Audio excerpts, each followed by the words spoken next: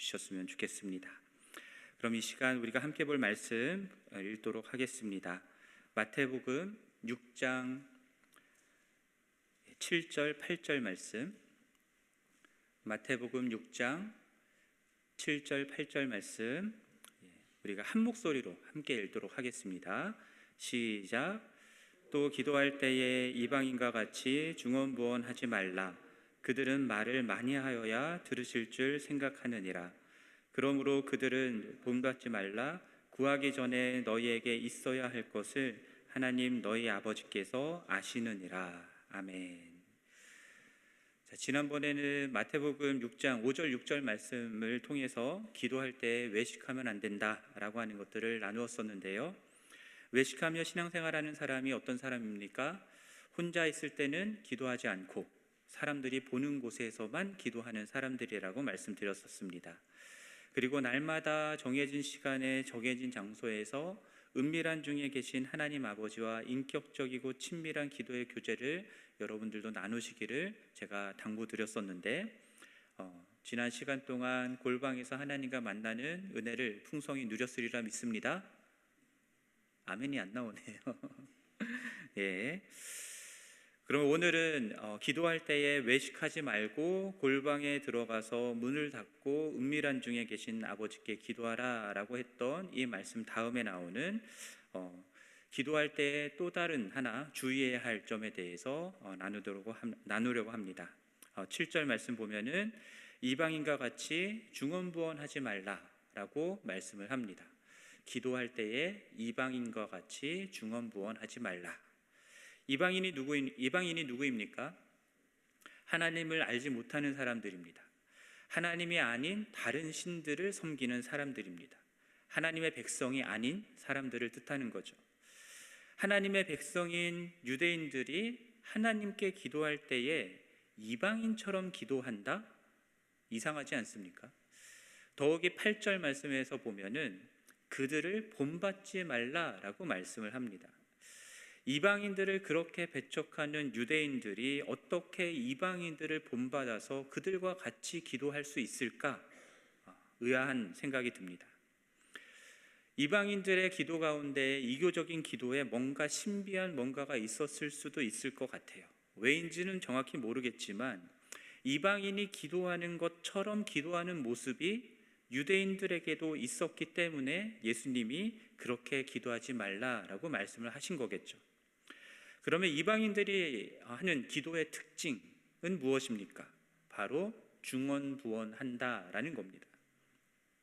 중언부언한다라고 하는 이 헬라어 단어가요, 바탈로게오라고 하는 단어인데요. 이 단어가 성경에서 여기에 딱 한 번 쓰였습니다.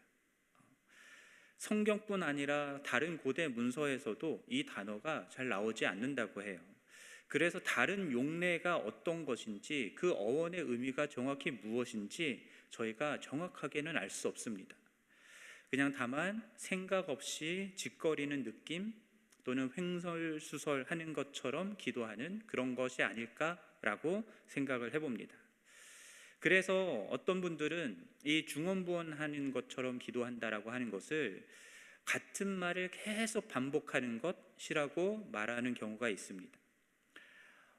그래서 같은 말을 계속 반복하면 안 된다라고 생각을 하시는 거죠.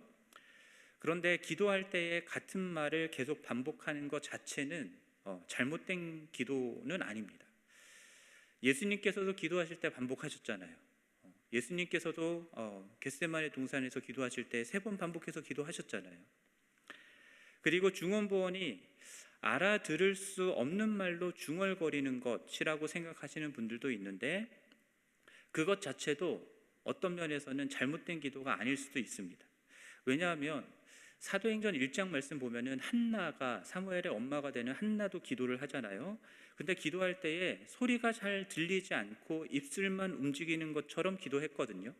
그래서 엘리 제사장이 그녀가 술 취한 것이다라고 오해를 했었잖아요. 하지만 하나님은 그녀의 기도에 응답을 하셔서 사무엘을 낳게 하셨죠.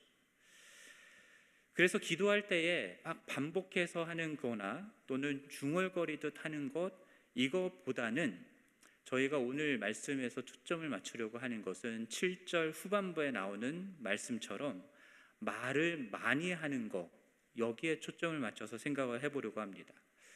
단순히 말을 많이 하는 게 문제가 아니라 기도하는 사람의 마음속에 그렇게 말을 많이 해야 기도를 들으시는 하나님이 내 기도에 응답하실 거라 생각하는 것이 문제라는 겁니다. 왜 문제일까요? 왜 내가 이렇게 말을 많이 해야 하나님이 들으실 거다라고 생각하는 것이 문제냐면, 기도를 들으시는 대상에 대한 고려가 전혀 없는 기도이기 때문입니다. 무슨 말씀이냐면, 이렇게 기도하는 사람은요, 말을 많이 해야 들으실 거라 생각하면서 말을 많이 하면서 기도하는 사람은 기도의 대상, 기도를 들으시는 분이 어떤 신이건 상관이 없는 사람인 거예요. 쉬지 않고 계속 아무 생각 없이 기계적으로 말을 마구 쏟아놓아도 상관없고요. 다만 중요한 것은 말을 많이 하려고만 한다라는 겁니다. 왜냐하면 그들이 그렇게 기도해서 기도를 듣는 그들의 신은 기도를 듣는 참된 신이 아니기 때문이기도 하지만, 정작 그들에게는 그렇게 기도를 많이 해야 들을 거라고 생각하는 사람들은 기도를 듣는 신 자체가 중요한 게 아니라 내가 이렇게 기도를 많은 말로 많이 한다라고 하는 것이 중요한 거기 때문에 그래요. 결국은 내가 이렇게 기도를 많이 한다, 많은 말을 한다라고 하는 나의 기도의 행위가 이 기도의 응답을 가져온다라고 믿는 사람들인 겁니다. 그렇게 많은 말로 기도함으로써 어떤 신적인 존재를 감동시켜서 기도 응답을 가져다 줄 수 있다라고 생각하기 때문에 이렇게 기도하는 거예요. 기도를 듣는 신이 어떤 신인 거는 상관이 없습니다. 그냥 내가 원하는 것을 들어줄 수 있도록 내가 기도하는 그 대상의 신을 내 많은 말들로 조종하려고 하는 그런 의도인 것입니다. 그래서 여러분, 엘리야가 거짓 선지자들과 갈멜산에서 대결을 벌일 때에 그 거짓 선지자들은 어떻게 기도했습니까? 아침부터 저녁까지 계속해서 뛰면서 기도하고 기도했잖아요. 이러한 이방인의 기도의 근원적인 문제점은 무엇이냐면 인격적이지 않다라는 겁니다. 8절 말씀을 보면은 우리 그리스도인들이 드리는 기도의 대상이 되시는 분은 누구이십니까? 하나님인데, 그분을 8절 말씀에서는 무엇이라고 예수님이 말씀하세요? 너희 아버지시다라고 말씀하시잖아요. 어떤 아버지이십니까? 구하기 전에 너희에게 있어야 할 것을 아시는 하나님 아버지, 너희 아버지다라고 말씀을 하십니다. 하나님이 우리가 구하기 전에 우리에게 있어야 할 것을 아시는 이유는 무엇입니까? 그분이 아버지이시기 때문에 그래요. 우리를 사랑하시고 우리와 인격적인 관계를 맺고 계시고 우리에게 관심을 갖고 계시고 우리의 필요를 채워주기를 원하시는 좋은 아버지이시기 때문입니다. 하나님은 단순히 우리가 사용하는 단어의 분량과 기도할 때 드리는 그 시간의 양으로 너가 이만큼 기도했으니 내가 응답해 주겠다 하시는 분이 아니다라는 거예요. 내게 무엇이 필요하다라는 것을 내가 하나님께 가르쳐 줘야 되는 그런 분이 아니다라는 겁니다. 많은 말로 기도해서 응답하도록 내가 설득해야 할 대상이 아닌 거예요. 아무 말 대잔치라도 해서 많은 말을 하면 그러면은 그 많은 말을 쏟아내는 기도의 정성에 감동을 받아서 응답하는 신이 아니다라는 겁니다. 우리 하나님 아버지는 좋은 아버지이시기 때문에 우리의 기도에 응답하신다라는 거예요. 그리고 우리는 그 하나님께 인격적으로 기도하는 것이 필요하다라는 겁니다. 중언부언하듯 많은 말로 뭔가를 하려고 하는 게 아니라. 그래서 기독교가 말하는 기도의 응답은요, 기도하는 우리의 행위에 달려있는 게 아닙니다. 우리가 많은 말로 지극정성으로 노력한다고 하나님이 응답하시는 게 아니에요. 근원적으로 우리의 기도가 응답되는 것은 하나님이 우리 좋은 아버지이시기 때문이다. 이것을 우리가 꼭 기억해야 됩니다. 그래서 마태복음 7장 9절에서 11절 말씀에서도 하나님이 이렇게 말씀을 하시죠. 너희 중에 누가 아들이 떡을 달라 하는데 돌을 주며 생선을 달라 하는데 뱀을 줄 사람이 있겠느냐? 너희가 악한 자라도 좋은 것으로 자식에게 줄 줄 알거든 하물며 하늘에 계신 너희 아버지께서 구하는 자에게 좋은 것으로 주시지 않겠느냐? 육신의 아버지는 악할 수 있어요. 죄인입니다. 그러나 악한 육신의 아버지도 자녀가 떡을 달라 할 때 돌을 주지 않고요, 생선을 달라 할 때 뱀을 주지 않는다고요. 좋은 것을 주려고 한다고요, 자녀에게. 하물며 하늘에 계신 너희 아버지께서 악한 육신의 아버지보다 못한 분이겠느냐? 훨씬 좋은 아버지이신데 그 하나님 아버지께서 구하는 자녀에게 구하는 그 기도에 좋은 것으로 응답하지 않겠느냐라고 말씀하고 계신 겁니다. 그러므로 우리가 하나님 아버지께 드리는 기도의 응답은 우리가 지극정성을 들여서 많은 말로 기도한다고 되는 것이 아니라 무엇 때문이라고요? 우리 하나님이 우리의 기도를 들으시고 우리의 필요를 아시는 좋은 아버지이시기 때문이다 라는 것을 여러분 꼭 기억하셨으면 좋겠습니다. 그럼 하나님은 좋은 아버지이시고 우리가 구해야 할 것을 다 아시니까 기도하지 않아도 되겠네 라고 생각하시는 분이 있을 수 있겠죠.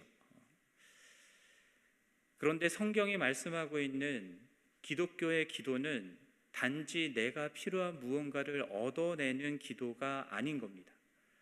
그 수단으로서 기도하는 게 아닌 거예요. 기도는 우리의 좋은 아버지 되시는 하나님과의 대화이고요, 그렇기 때문에 인격적으로 기도해야 한다라는 것이 성경의 가르침입니다.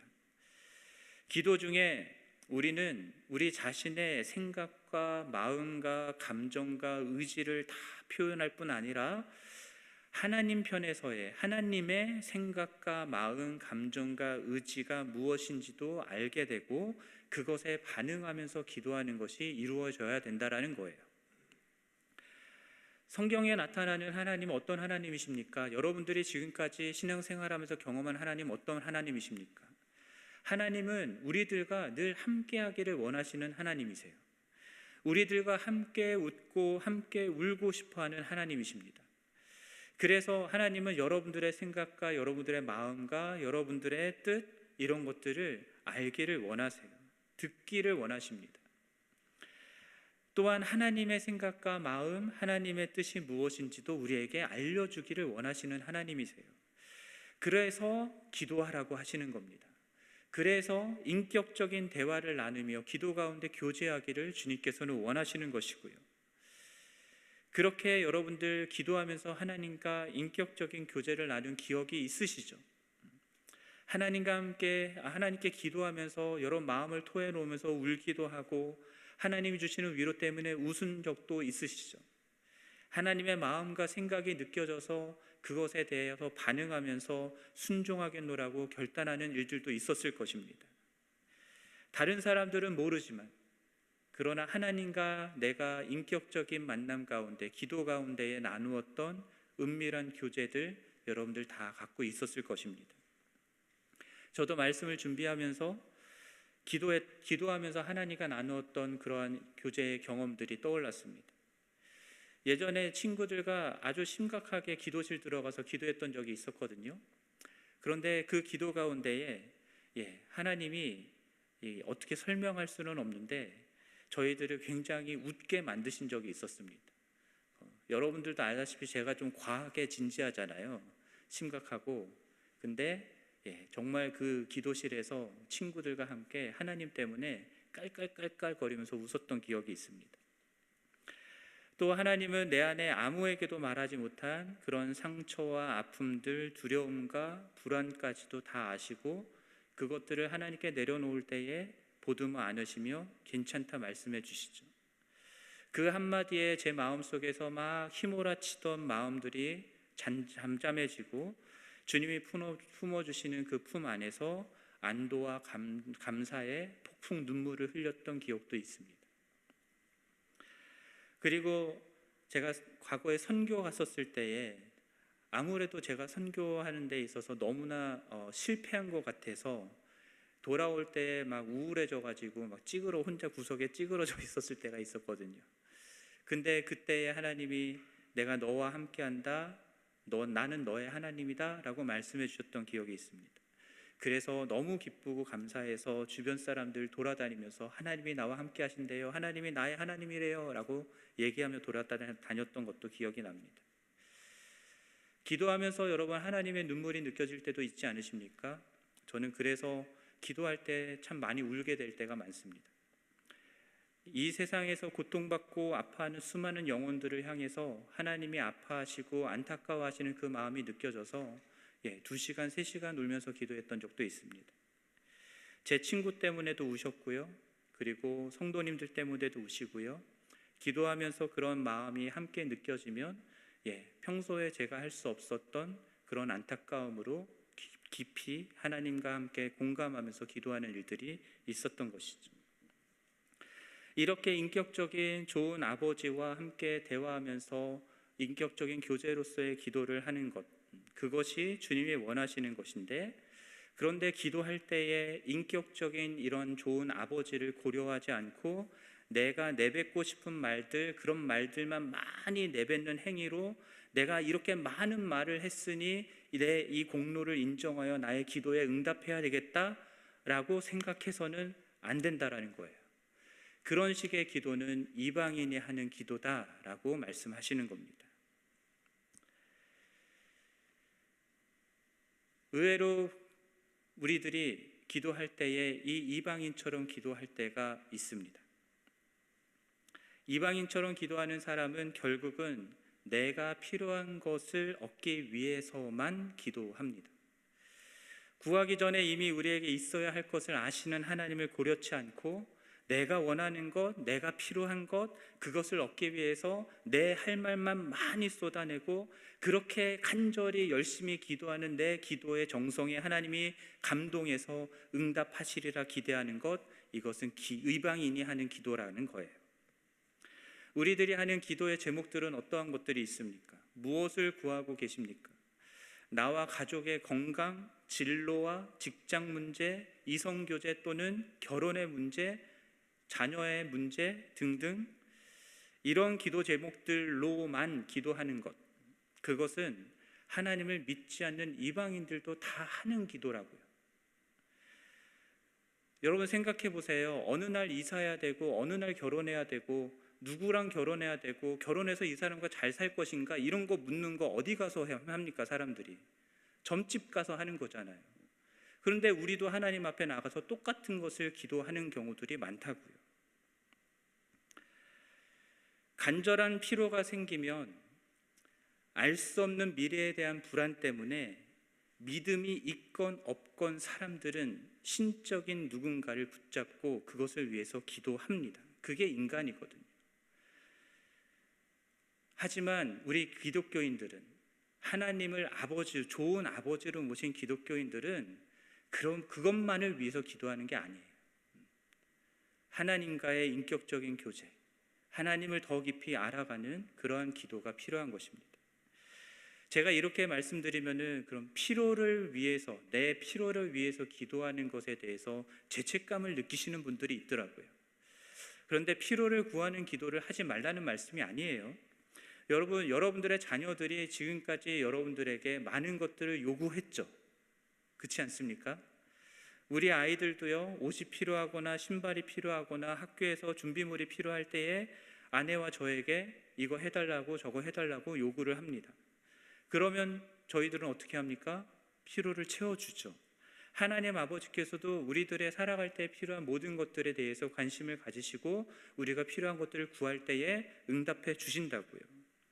하나님은 좋은 아버지이시니까 우리의 필요한 모든 것들을 미리 아시고 채워주시는 것들도 많이 있어요. 우리가 기도해서만 모든 걸 얻는 게 아니잖아요. 기도하지 않아도 많은 피로들을 주님이 채워주시잖아요. 왜? 하나님은 우리의 필요를 다 아시는 분이시니까. 그러나 필요가 있을 때만 기도를 한다고 한다면 그게 문제라는 겁니다.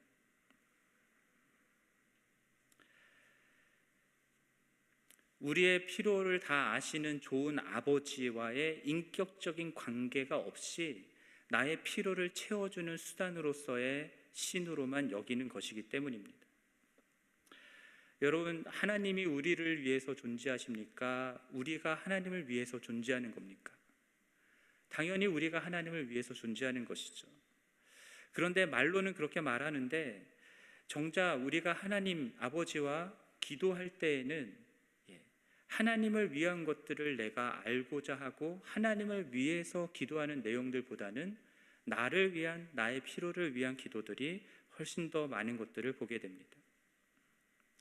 어렵거나 아쉬울 때 그분으로부터 뭔가를 얻어내고 싶을 때만 기도한다면, 여러분들의 기도 제목이 오로지 여러분들이 얻고자 하는 리스트들만으로 가득하다면, 하나님 아버지를 여러분들이 어떻게 고백하든 상관없이 그 고백의 이면에 여러분들이 갖고 있는 고백이 하나님은 나의 기도를 듣는, 나의 기도에 응답해야 하는 어떠한 신적인 존재로만 여긴다면, 그렇다면 우리는 기도를 잘못하고 있는 것일 수 있습니다. 이방인들과 같은 기도를 하고 있는 것일 수가 있는 것이죠. 만약 하나님이 우리들의 목적과 우리들의 필요를 채워주는 수단으로서만 여겨져서 우리가 그렇게만 기도를 한다면, 그러면 그 기도가 응답이 되면 어떻게 될까요? 우리는 더 이상 기도할 필요가 없는 것이죠. 수단이 제 기능을 다했기 때문에 필요가 없어지는 겁니다. 요한복음 6장 26절 말씀 보면은 예수님이 이런 말씀을 하시죠. 너희가 나를 찾는 것은 표적을 본 까닭이 아니요 떡을 먹고 배부른 까닭이로다. 예수님 측면에서, 하나님 측면에서 이렇게 자신을 대하게 된다면 아주 기분이 상하겠죠. 하나님이 우리의 좋은 아버지이신 것을 알기 때문에 하나님을 찾는 것이 아니라 하나님이 주시는 떡고물에만 관심이 있어서 기도한다고 한다면 그건 이방인들처럼 기도하는 거예요. 기도할 때 우리의 관심은 우리 자신의 필요와 소원을 기도로 표현하는 데 있는 게 아닙니다. 무엇보다 그 필요와 소원의 접수처인 하나님 아버지와의 인격적인 소통, 관계에 있다라는 것, 그것을 여러분들이 꼭 기억하셔야 됩니다.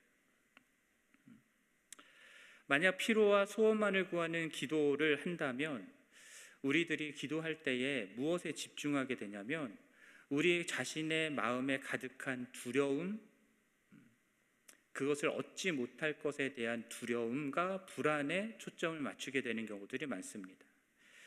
기도를 들으시는 하나님과를 고려하는 게 아니라 내 필요와 내 기도가 이루어질까 이루어지지 않을까에만 관심이 있고, 이루어지지 않을 경우에 얻게 되는 불안감, 두려움들, 그런 것들에 우리가 포커스를 맞추고 있는 것일 수가 있는 것이죠.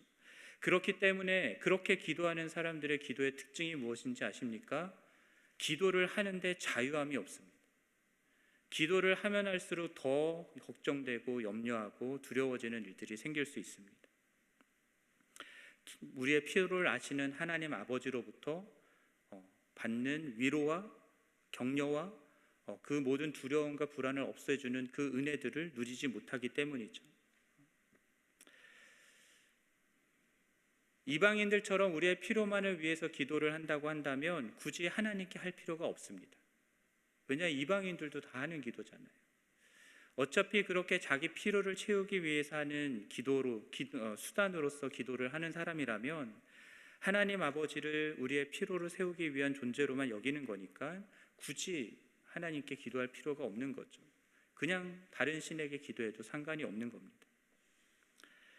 그래서 그저 이방인처럼 기도하라라고 말씀하시는 거예요. 이방인들처럼 기도해서는 안 된다라고 말씀하시는데, 근데 우리들은 계속해서 이방인들처럼 기도하는 모습들이 있다라고 말씀을 하시는 겁니다. 이러한 측면에서 성경이 말씀하고 있는 기도는요, 하나님 아버지와의 인격적인 관계가 없는 사람들은 죽었다 깨나도 할 수 없는 기도인 겁니다. 단순히 필요를 구하는 기도라고 한다면, 대상을 고려하지 않고 말만 많이 하는 기도라고 한다면 하나님 아버지와의 관계가 없이도 얼마든지 할 수 있는 기도인 거예요. 하지만 성경이 말씀하고 있는 기도는 우리의 기도를 구하기 전에 이미 아시는 하나님 아버지와의 인격적인 교제고 대화이기 때문에 하나님과의 인격적인 관계가 회복된 그리스도인이 아니면, 참 하나님의 자녀가 아니면 절대로 할 수 없는 기도인 것입니다. 그래서 어떤 사람이 기도를 잘 못한다라고 할 때에, 기도하는 게 너무 힘들고 어렵다 또는 잘 못하겠다라고 할 때에 보면은 크게 두 가지 이유가 있는 거예요. 첫째는 그 사람이 하나님과의 관계가 아예 없는 사람일 수 있는 겁니다. 하나님과의 인격적인 관계가 아예 없는 사람인 거예요. 쉽게 표현하면 구원받지 못한 거죠. 그래서 기껏 한다는 게, 기껏 기도하는 것이 자신의 필요만 구하는 이방인들과 같은 기도만 하는 것입니다. 필요한 거 구하면 더 이상 할 말이 없는 기도를 하는 거예요. 할 말이 없어도 정성을 보여야 응답받는다고 생각을 하니까 어떻게 해서든 말을 많이 하고 오래 기도하려고 애를 쓰는 거죠. 어느 종교에서나 하는 수준의 이방인처럼 기도하는 겁니다. 또 다른 모습, 이유 중에 하나는, 기도하기가 힘들고 어려운 또 다른 이유 중에 하나는, 예수 그리스도를 믿어서 구원받은 것은 분명하고 하나님과의 관계가 회복된 것은 분명한데, 그런데도 불구하고 기도하기가 힘들고 어렵다면 그건 어떤 면에서는 기도를 배워본 적이 없기 때문일 수 있습니다. 여러분, 정글북이라는 책 아시죠? 그 내용에 나오는 모글리라는 주인공은 어려서부터 정글에 버려져서 동물들에 의해서 키워지잖아요. 그래서 사람으로 태어났지만 사람과의 이야기를 나눠본 적이 없잖아요. 그래서 사람 말을 처음에는 할 수 없었거든요. 그것처럼 구원받아 하나님의 자녀로 태어났지만 하나님과 인격적으로 교제하면서 하나님께 기도하는 법들을 제대로 배워본 적이 없으면 기도하는 게 힘들 수 있습니다. 그래서 기도할 때에 뭔가 무엇을 말해야 될지 어색하고 무슨 말을 해야 될지 모르는 경우들이 있는 거예요. 한번 생각해 보십시오, 여러분. 식당에 가서 음식 주문할 때 주문받는 웨이터랑 여러분 1시간, 2시간씩 이야기하십니까? 안 하시죠. 그냥 먹고 싶은 음식 주문하면 끝이잖아요. 그 관계는 그런 관계이기 때문에 그래요. 그런데 그 음식을 받아서 내 앞에 있는 친구랑은 1시간, 2시간, 3시간, 4시간 시시콜콜한 이야기부터 눈물 콧물 짜내는 이야기들까지 다 할 수 있잖아요. 왜 그렇습니까? 식당에서 주문받는 분하고는 내가 인격적인 교제하는 관계가 아닌데 내 친구랑은 인격적인 교제하는 관계이기 때문입니다. 하나님은 그런 인격적인 관계를 위해서 기도라는 수단을 주셨는데, 신앙생활을 하면서 이렇게 인격적인 관계로 기도하는 법을 배워본 적이 없는 거예요. 그러니까 기도가 힘들고 어려운 분들이 있는 겁니다. 개인적으로 목회자로서 만약 여러분들 중에 그런 분들이 있다면 정말 안타깝습니다. 왜냐하면 그것은 교회 안에서 배워야 되는 것이기 때문입니다. 여러분, 기도를 배우셔야 됩니다. 인격적인 교제로서의 기도를 배우셔야 됩니다. 어떻게 배우냐면 누가복음 11장 1절 말씀 보면은 예수님이 오늘 본문에서 이방인의 기도와 대조되는 기도문으로서 이제 다음번에 나누게 될 주기도문을 우리에게 가르쳐 주시거든요. 그 주기도문을 가르쳐 줄 때 배경이 되는 그 구절이 누가복음 11장 1절 말씀입니다. 그걸 보시면 이렇게 되어 있죠. 예수께서 한 곳에서 기도하시고 마치심에 제자 중 하나가 여짜오되 주여, 요한이 자기 제자들에게 기도를 가르친 것과 같이 우리에게도 가르쳐 주옵소서. 제자 중 하나가 기도를 가르쳐 달라고 요청을 하죠. 여러분, 무엇 때문에 요청을 한 걸까요? 예수께서 한적한 곳에 가셔서 기도하시던 것들을 보았을 때 그 기도가 자신들이 하던 기도랑 뭔가 다른 것들을 느꼈기 때문입니다. 왜냐하면 제자들도 유대인들이잖아요. 유대인들은 매일 기도하거든요. 그러나 예수님의 기도는 뭔가가 달랐던 거예요. 뭐가 달랐을까요? 예수님은 하나님께 아버지라 부르며 나아가서 인격적인 관계 속에서 기도하는 기도를 하셨기 때문입니다. 하나님을 아버지라 부르며 기도한 사람은 당시에 예수님밖에 없었어요. 예수님은 그렇게 하나님 아버지와의 인격적인 관계 가운데 기도하셨고, 그렇게 기도하는 것을 유대인 제자들은 들어본 적이 없었기 때문에 제자들이 예수님께 기도를 가르쳐 달라 말했던 것입니다. 그리고 이방인처럼 기도하지 않고 하나님 아버지와의 인격적인 교제로서의 기도를 가르쳐 주시면서 예수님이 주기도문을 가르쳐 주신 거예요. 이 사실이 무엇을 가르쳐 주냐면, 기도는 배워야 된다라는 겁니다. 누구에게 배워야 됩니까? 하나님과의 인격적인 교제로서 기도하는 사람, 그 사람이 기도하는 것을 보고 그 사람과 함께 기도하면서 배워야 되는 것입니다. 그래서 여러분 주변에 하나님과 인격적인 관계로서의 기도를 하는 사람들이 있느냐, 이것이 굉장히 중요한 문제가 되는 것이죠. 주변을 한번 보십시오. 여러분 보시라고요. 여러분 한번 보세요. 여러분 주변에 저 사람은 정말 하나님께 그렇게 인격적인 관계로서의 기도를 하는 사람이다 라고 할 만한 사람들이 보이십니까? 보이시면 그런 사람들과 친하게 지내셔야 됩니다. 그런 분과 함께 여러분 기도의 자리로 가서 함께 기도하면서 기도를 배우셔야 돼요. 모세가 회막에 들어가서 하나님이 그와 친구와 같이 대면하여 대화하는, 이야기 나누실 때에 여호수아는 어디 있었냐면 회막 문 밖에 있었습니다. 그리고 그 자리를 지키고 있었죠. 여호수아는 모세가 하나님의 말씀을 듣고 대화하는 것을 간접적으로나마 경험했던, 그리고 배웠던 사람인 거예요. 하나님과의 인격적인 교제를 배웠던 사람입니다. 그래서 여호수아가 살아있는 동안에 하나님의 말씀을 주야로 묵상하며 하나님의 음성을 듣는 그런 삶을 살 수 있었던 거예요. 저 개인적으로도 제가 어려서부터 신앙생활 하면서 제 친구들과 제 선배들과 함께 기도실 가서 함께 기도하고 하면서, 기도원 함께 가서 기도하고 하면서, 공동체로 모이는 기도 모임 속에서 그렇게 기도를 배웠던 것 같습니다. 수련회에 가서 기도하고 그렇게 함께 기도하면서 인격적인 하나님과의 교제로서의 기도를 배울 수 있었다라고 생각이 듭니다. 만약 여러분 주변에 그런 분들이 없다면 안타깝습니다. 여러분 그런 분들을 찾아가셔야 됩니다. 책을 통해서라도 배울 수 있기는 합니다. 저도 책을 통해서 기도를 참 많이 배웠던 것 같아요. 그러나 책만으로는 안 되는 것 같고요. 함께 기도하는 사람들이 필요하다라는 생각을 해봅니다. 하지만 궁극적으로 우리가 기도를 배워야 될 분은 누구이십니까? 예수 그리스도이시죠. 그렇기 때문에 여러분, 예수 그리스도께서 우리에게 가르쳐 주셨던 기도의 모범을 따라서, 그리고 기도의 내용인 주기도문을 따라서 여러분들이 기도하는 것도 배우실 수 있기를 바랍니다.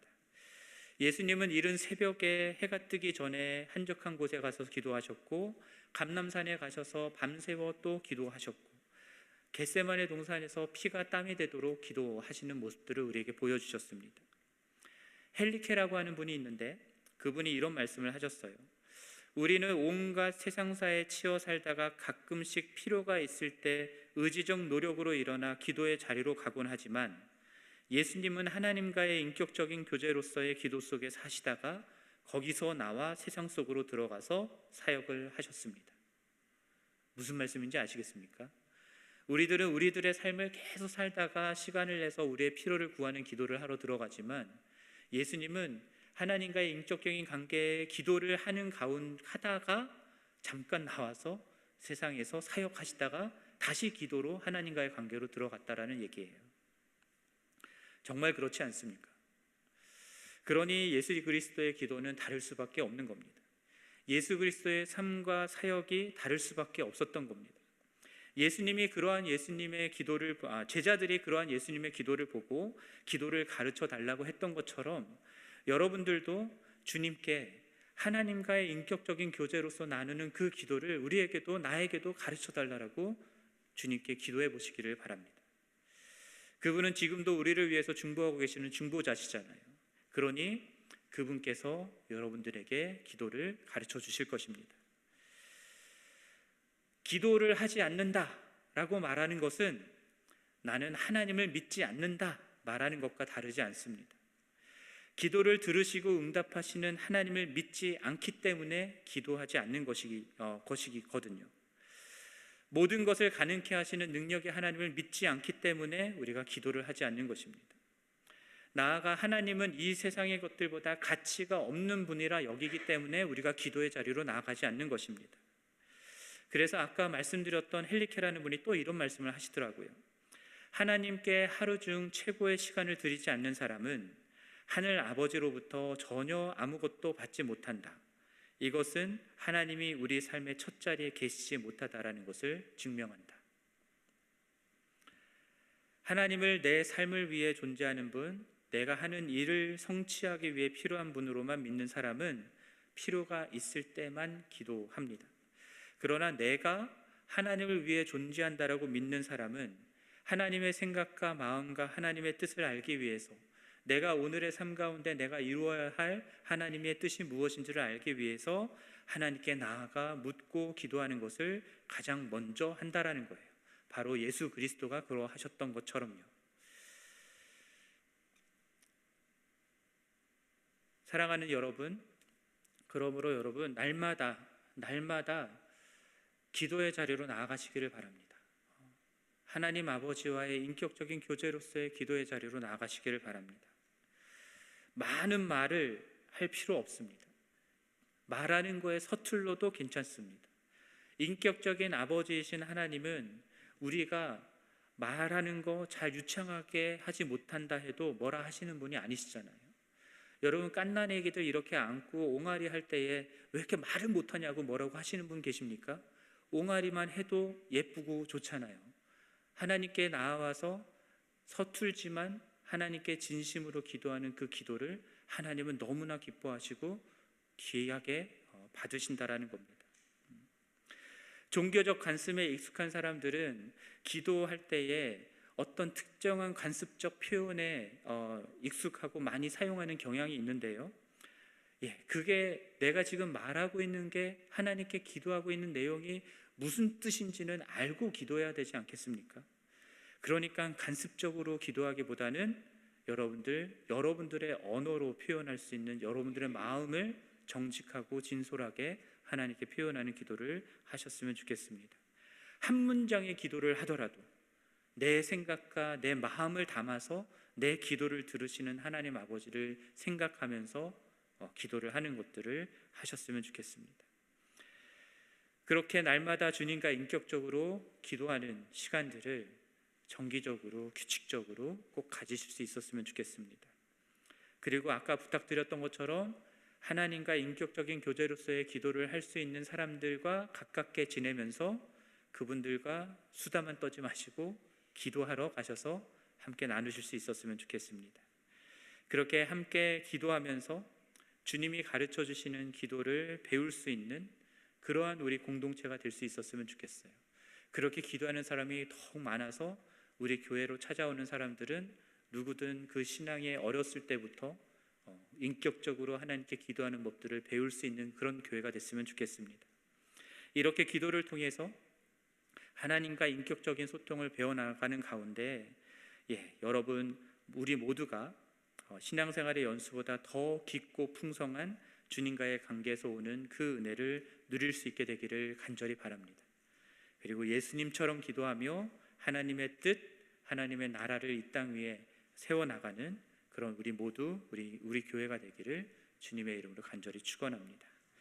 우리 함께 찬양하는 시간 갖도록 하겠습니다. 우리 주님과 함께하는